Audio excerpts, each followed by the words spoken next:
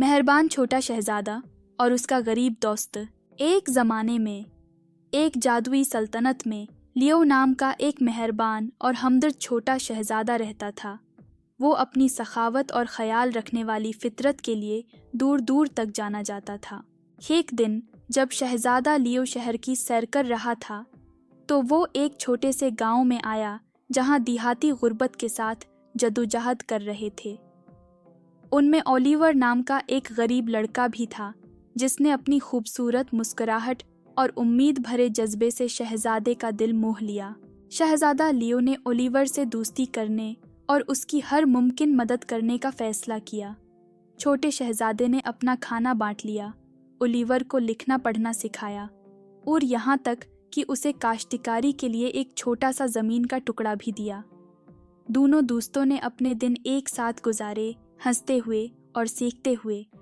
ایک ایسا رشتہ قائم کیا جو مادی دولت سے بالاتر تھا۔ جیسے جیسے وقت گزرتا گیا، پرنس لیو نے اولیور کی زندگی پر اس کی مہربانی کے مثبت اثرات کو دیکھا۔ ایک زمانے کا غریب لڑکا نہ صرف اپنی بنیادی ضروریات کے لحاظ سے بلکہ اپنے خوابوں اور امنگوں کے لحاظ سے بھی ترقی کی منازل طے کرنے لگا۔ اولیور کی شکر گزاری کی کوئی حد نہیں تھی اور اس نے ہمیشہ پرنس لیو کی مہربانی کی بہت زیادہ بات کی۔ ایک دن مملکت میں ایک جادوئی واقعہ پیش آیا۔ ایک خوبصورت پری شہزادہ لیو اور اولیور کے سامنے نمودار ہوئی۔ شہزادے کے بے لوث کاموں پر اظہار تشکر کیا۔ اس نے ان دونوں کو ایک خاص تحفہ دیا، ایک جادوئی بیج دیا۔ جب بویا جائے گا ایک ایسا درخت بن جائے گا جو لازوال خوشی اور خوشحالی کا پھل لائے گا۔ پرنس لیو اور اولیور نے ایک ساتھ بیج لگایا جو ان کی دوستی کے بڑھنے اور اس مثبت تبدیلی کی علامت ہے جو مہربانی لا سکتی ہے۔ درخت پھلا پھولا اور اس کے جادوئی پھلوں نے پوری مملکت میں خوشی اور فراوانی پھیلا دی۔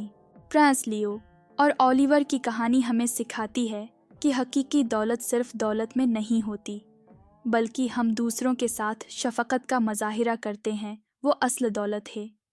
یہ ہمیں یاد دلاتا ہے کہ احسان کا ایک چھوٹا سا عمل بھی کسی کی زندگی میں اہم تبدیلی لا سکتا ہے۔